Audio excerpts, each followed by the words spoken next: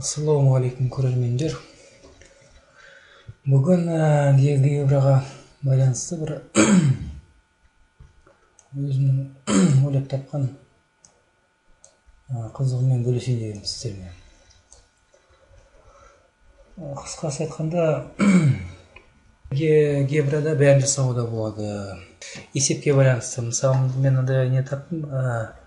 Мысалы, бізде мындай функция берілсін дейік. 2х квадрат 3х қосылған 0,9. Бұл жердегі көріп отқанда екі түбірі бар.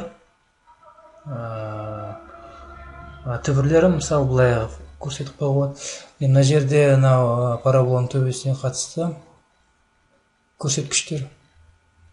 Минус 0,175, y0 тең минус 0,123. Параболаның төбесі.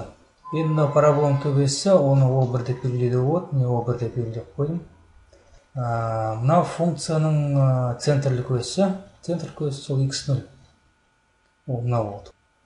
Негізі штықпен де белгілей салуға болар еді. Енді кімге қалай ыңғайлы солай қой салуға болады. Функцияның дискриминанты міне. Бұл программа жаңа есептеп береді маған жауаптарын. Мысалы, мына жерде түбірдің екеуі бар екенін көрсетіп тұр.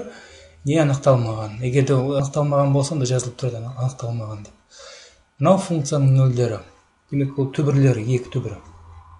x1 және x2 көріп отқанда. Мынау көбейтін түбірлері.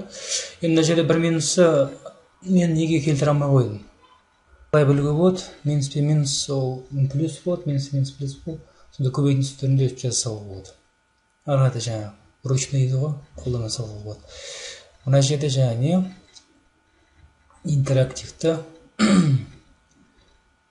сандар. Енді қараңыз, мына жерге мысалы мен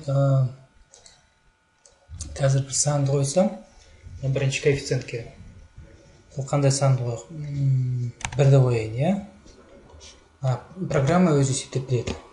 Алдын ала. Қойдым.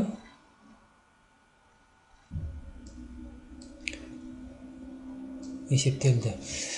Мысалы, B коэффициенті бізде қанша болсын? B коэффициенті бізде 5 болсын. Міне, өзгерді. Параболаның төбесі осындай. Координатасы x осінде минус 2,5, y осінде минус 5,135. Функцияның центрлік осі минус 2,5-да орналасқан. Абсцисса дискриминанты мынау. Бізде ондық бөлшек. Енді бөлшекке айналдыруға болар еді, оған әлі жеткен. Негізі ондай функциялары бар бөлшекке айналдыратын. Түбірден екеу, функцияның нөлдері не жазылып тұр? x1 мен x2 көбейтінді түрі ол мынау болады. x плюс 4,181 жақшан ішінде жашашылған x плюс 0,119 жашашылған 119. Енді қараңыздар, егерде мысалы мен бірінші коэффициентін минус 1 деп өсіп жылжытуға да болады, бір жақсы функциясы бар. Енді сонымен сол география программасында осындай нөлдерді құрастыруға болады екен.